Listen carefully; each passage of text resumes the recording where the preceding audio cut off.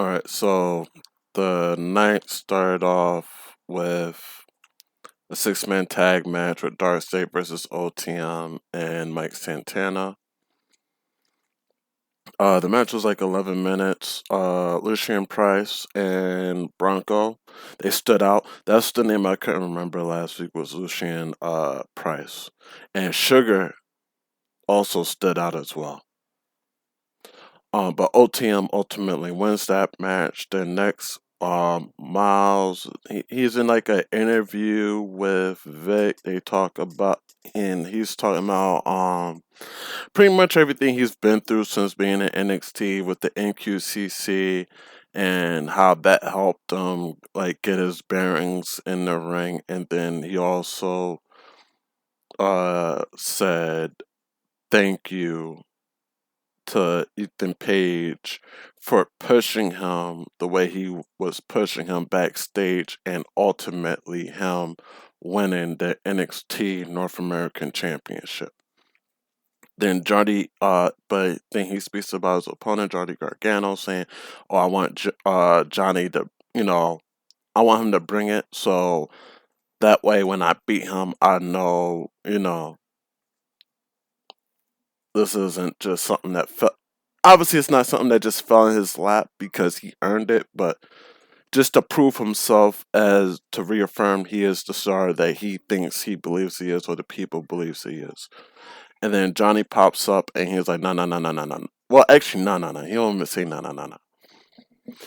He just pretty much, be careful what you wish for, because me at my best, I like, they called me NXT Takeover, or Johnny Takeover, and everything like that. And then he speaks about the consequences of him, Johnny Gargano, winning or losing this match, and the implications that it has on pretty much his mental whatever, and pretty much sums it all up, saying that pretty much is do or die, and pretty much he needs to stand and deliver um at this title match.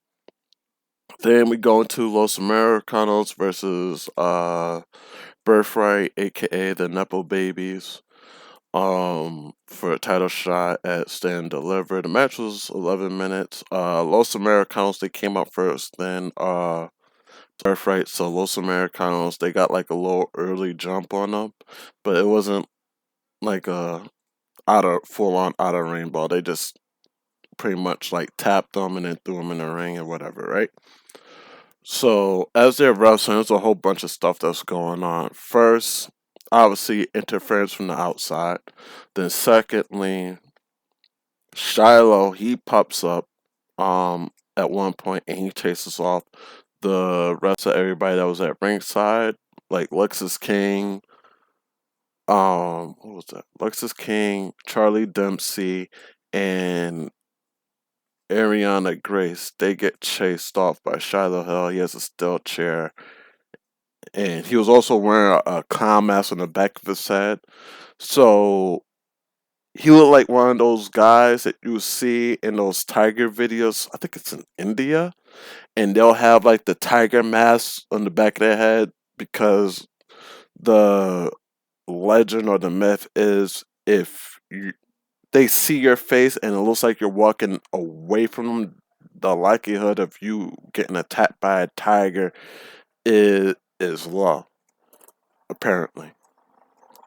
Not sure how true that is, but every time I seen them outside with the mask on behind and the back of the head, I don't recall them ever being attacked. Maybe it was cut from the footage. I don't know. But anyways, moving forward, and then after that, then Grande Americano, he pops up, distracts the ref, but while he's distracting the ref, Ryo and Bravo, they insert head plates or whatever, and they go crazy with the headbutts, right? And then they win. Uh, then we go into a dark state backstage promo. After the match, Dion's highly upset due to the current lose streak and saying pretty much something needed change. everybody should be scared of Dark State, essentially. Then we go into Jada Parker versus Kalani. Nice, healthy 10-minute match. Jada Parker, she wins. I ain't gonna lie, she hit Kalani with some shit, though. She most certainly did. Then we go into Blake Monroe and Vanity Project backstage. Vanity Project, they pretty much they're something or glazing, wherever wherever you want to put it, or smitten with Blake Monroe. They offer to protect her and escort her around to her locker room or whatever if she wants it to for protection against Tatum. And she's like, "Oh no, I'll be fine. Don't worry."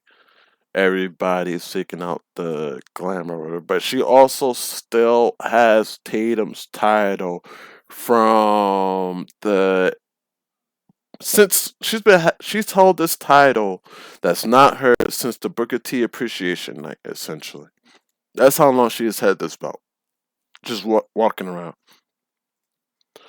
Um, then we go into the contract signing for the NXT, the Fatal Four Way with Tony, Ethan, Joe Hendry, and Ricky Saints. Um, so they got two tables out there. I knew somebody was going through a table. I was curious as to who was going to go through the table. So long story short, Tony puts Ricky through a table, and Ethan puts Joe Hendry through a table, and then Tony and Ethan they start swinging on each other and they fight. But they get into a whole bunch of dialogue obviously before then. Ricky and Ethan essentially talking about how they'll become two-time NXT championships and nobody should, well, mostly Ricky was saying people need to stop worrying about him and Ethan's friendship. They're on good terms. They understand that they both want the same thing and there's nothing wrong with that. I support him, he supports me. You know, it's healthy competition. That's the way Ricky sees it.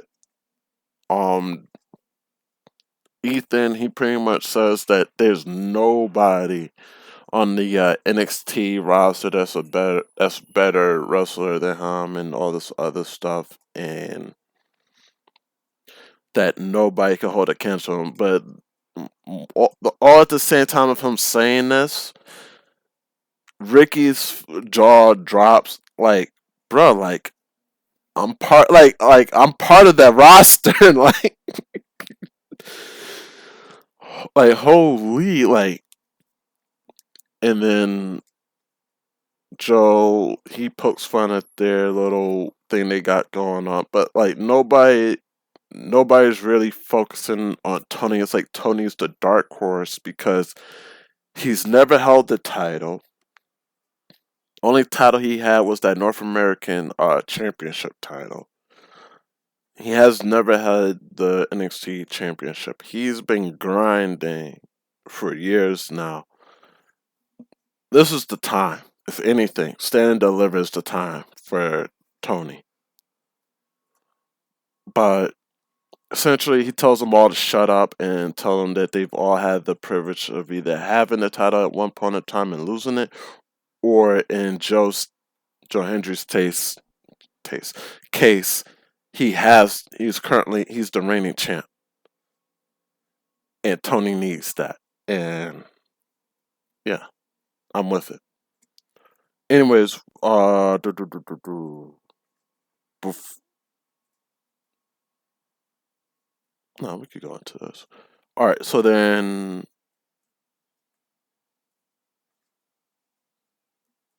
yeah, Troy versus Keanu Carver, Josh Briggs special guest referee. Um, Keanu comes out first, then Troy, but as soon as Troy gets up to go over the into the ring through the top, nah, he did something weird this time.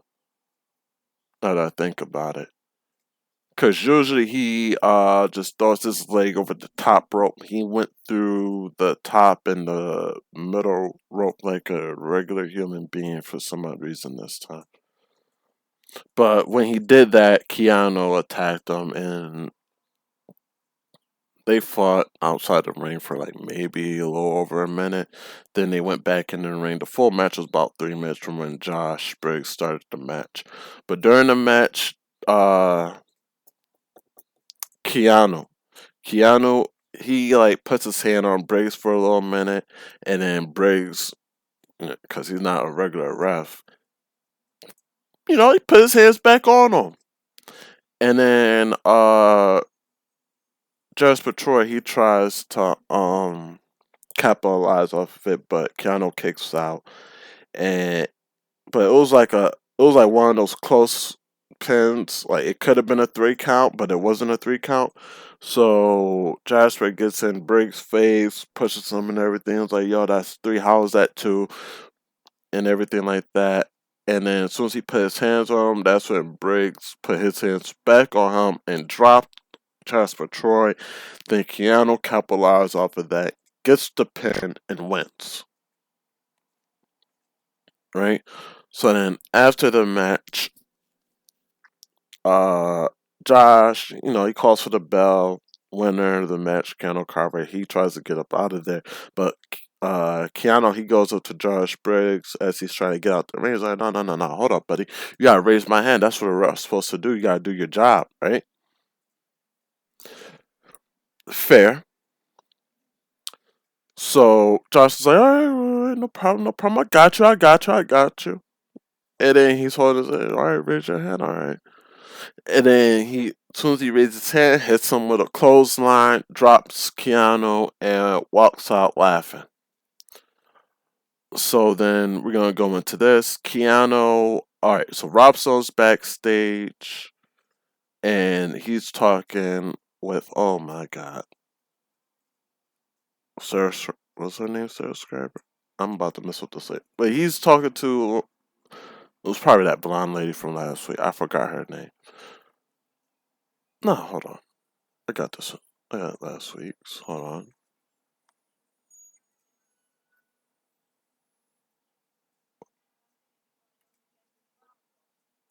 Hold on.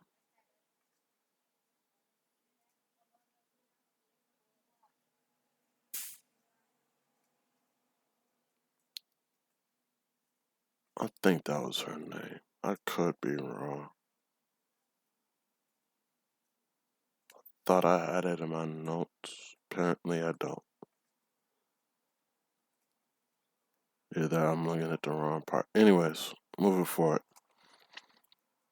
So then, now I'll cover the stuff that's going on with Shiloh at Stand and Deliver later. I'm probably gonna put that as like a short for prediction matches because Stand and Deliver's Saturday. Um,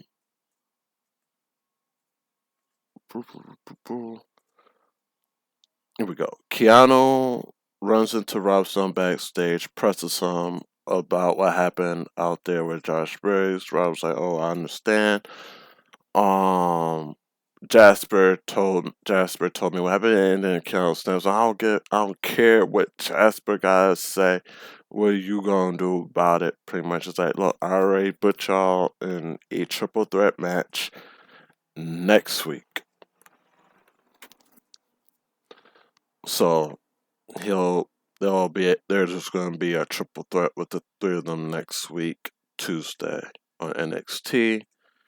And then while that's going on, there's some noise going on, like not that far from him, and Kalani's attack entered the Parker backstage.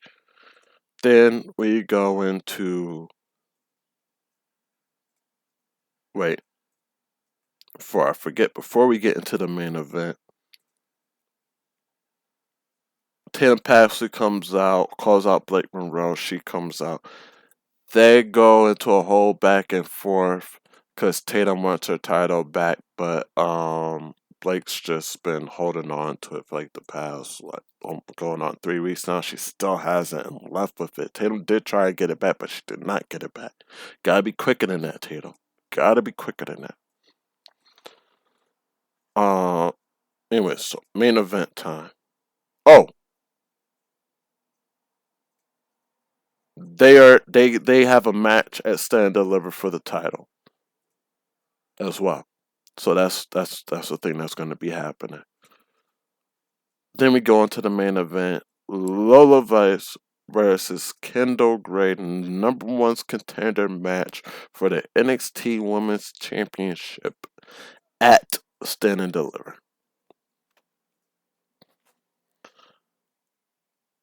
This match was a roller coaster of emotions. I don't know what's going to happen. Because the match ended, the match started, the match ended,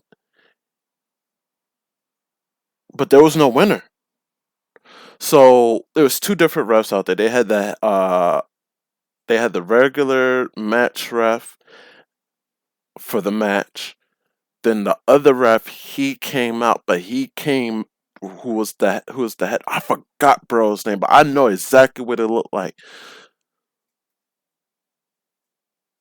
Cause he works on AAA too. He works. I don't think I seen him on Raw and SmackDown a whole lot, but NXT AAA I see him a lot. He comes out with fatal fatal influence. Almost called him fatal attraction. Fatal influence, just so they don't do anything during the match or whatever. They cause a little bit of a distraction. Nobody really capitalizes. Well, they capitalize, but they don't win off of it, right? So the match still going on, no DQ. Fatal influence. They don't interfere in the match. They don't really put their hands on anybody, right? So then they're still wrestling in the middle of the ring, and then at one point, Lola gets a guillotine lock on Kendall, and she holding on to that sucker. She ain't letting go for nothing, right? So then they're tussling around while Lola still has Kendall in the guillotine. They're tussling around or whatever. So then they end up in this weird, precarious, compromising position. So Lola's shoulders are down for like she still has the guillotine in. She didn't let it go. So she's still holding on to it. Her shoulders are touching the mat. But Kendall, she's been in this submission for like a little over a minute. And she's moving around, so her oxygen technically has to be low. So the ref goes to the match ref goes to a 3 count. Keep in mind the other ref, he's still outside with fatal influence keeping him at bay. Ring ref does the 3 count, calls for the bell. The head ref from outside rushes in and tells him no, that the match don't count. At first I thought because when Lola was she had Kendall on the guillotine, she was arching her back. So I thought maybe it was a good enough arch to where one of her shoulders were up and the 3 count didn't count. But apparently that wasn't the case.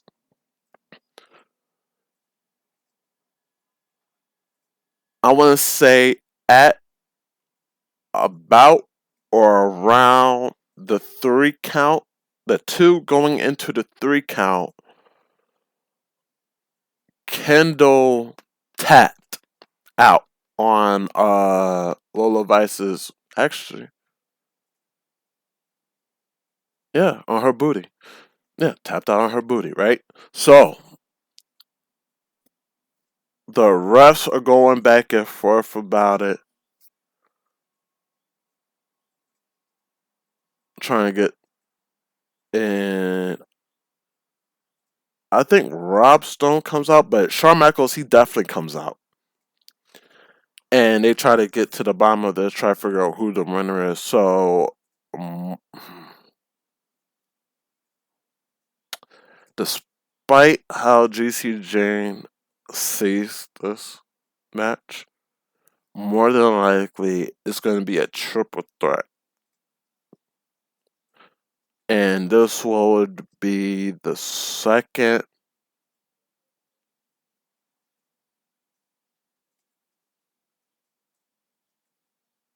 Would this be her second? I feel like it's her third time.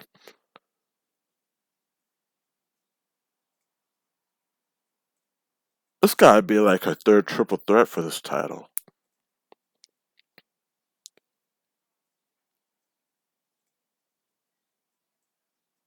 Anyway, so it might be a triple threat.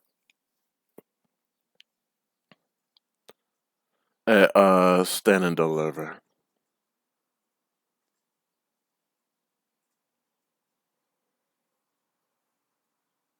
which is pretty crazy when you think about it because the men's NXT is a fatal four way. You got the women's one at a triple threat. Then all the women's and the men's North American titles are 1-on-ones.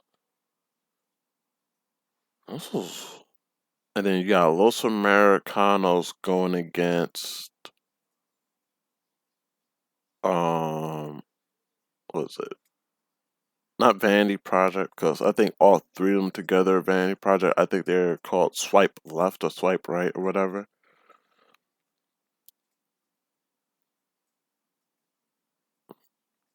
And they're the current NXT champs, tag champs, I should say.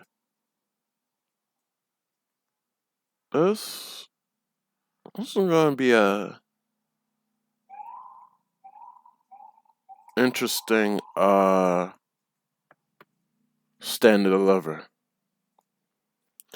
I'll probably drop some match predictions on Friday. Probably like Friday morning or early Friday afternoon, some craziness. I'll catch you guys in the next episode. Y'all be safe.